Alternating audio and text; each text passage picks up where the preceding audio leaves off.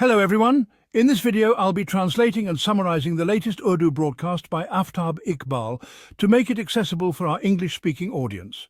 Let's go through the key developments and insights in Aftab Iqbal's words. Let me begin with a few words, and I say this with full seriousness. Regarding the previous vlog, that is, Mian Ki Malha. You all loved it immensely, you really appreciated it. You sang its praises to the heavens. You showered compliments like rain. But let me ask you something. Why are you all so fond of mischief? Why do you enjoy tongue-in-cheek humour so much? I try hard to include myself among serious, thoughtful and sensible people. But your love for mischief drags me back to the same old place. Even after so much effort and distance, it feels like I'm starting Pirzada all over again. Still, thank you for your appreciation. To be honest, I myself felt like doing something a little different. Why stick to just one style when we've been given so much variety? And a little creativity by the Almighty. Why not use it? Even me and Sahib must be happy now. Perhaps he thinks, yeah, he doesn't even mention me anymore. There was a time when he used to mention me often. Maybe someday we'll even have a Mian Ki Malha and a Bere Mian Ki Todi. Some friends even said, don't you remember Hafiz's Halwa? Talk about that someday too. See how aesthetic and nostalgic your sense of humour is? You surprise me. But what's really troubling is that now you're insisting we do part 2 of Mian Ki Malha and even part 3 and part 4. Let's not get ahead of ourselves. Let's be patient. Things are getting serious now. God willing, we will do Mian Ki Malha once a week.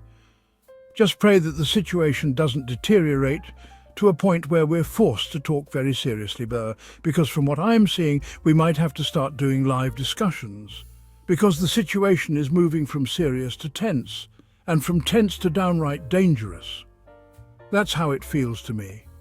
So for now, let's put the light-hearted stuff on hold. Let's turn toward the current affairs, the real and frightening developments. A great tragedy has just taken place. Maulana Kansaib has been martyred. He was a lovely, refined, religious man, and this is a huge loss, regardless of his political or religious affiliation. He was a patriotic Pakistani Muslim. May Allah bless his soul with mercy. But pay attention. A new trend is emerging again, the kind of unrest that is often a precursor to a storm. Look at how the TTP, the Tehreek-i-Taliban Pakistan, has resumed attacks multiple times a day. They are targeting our security services, carefully and deliberately. And then look at Balochistan. Another group similar to the BLA has become active, going by the name BAM. I didn't look into the abbreviation or details, just the seriousness of it caught my attention. See how coordinated and damaging these attacks on the state of Pakistan are becoming? Every other day, we hear stories. A bus is stopped, passengers are pulled out and killed, a caravan is attacked. And what's more concerning is that this trend is snowballing. It's growing in magnitude. So today we must analyze this very seriously. Where is this new trend leading us? These incidents aren't just happening once a week, they are happening morning, noon and night in Balochistan and KP. But what's even more dangerous is what Indian thinkers and analysts are saying from within India about Pakistan. You usually don't hear about this in Pakistan. We don't have a culture of listening to opposing opinions. Our media doesn't cover it. Why? Because their mouths have been shut with 100 billion rupees. Yes, think about that. Just a day or two ago, I came across a document, and honestly, I felt a bit ashamed. It had a quote from a former army chief saying, "We don't even have fuel for tanks." That's not ancient history. It was said not long ago. Meanwhile, across the border, they've spent 100 billion rupees just to silence the media. You may be innocent, but shame on the media that takes money to stay quiet. Regardless, start listening to world media, international voices.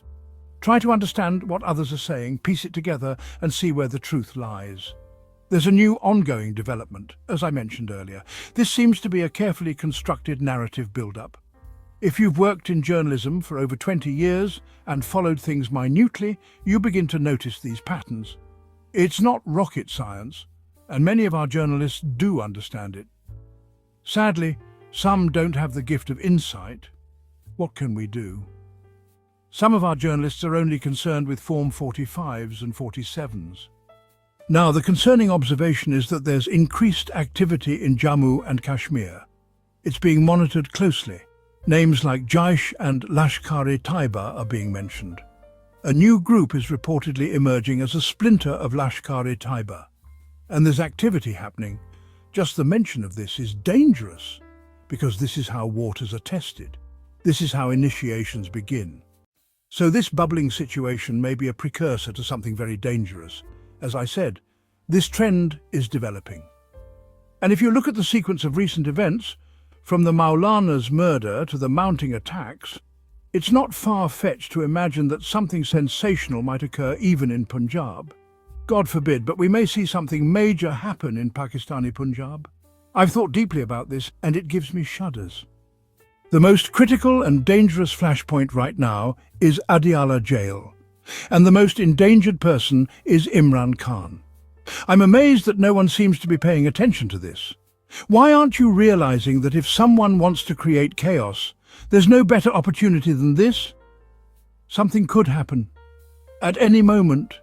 That's why I'm deeply concerned about Imran Khan. He's a great leader, a very significant figure, and having someone like him in such dangerous conditions could lead to catastrophic consequences. I'm worried, and now people are saying that Qasim and Salman, his sons, might come to Pakistan and take the lead.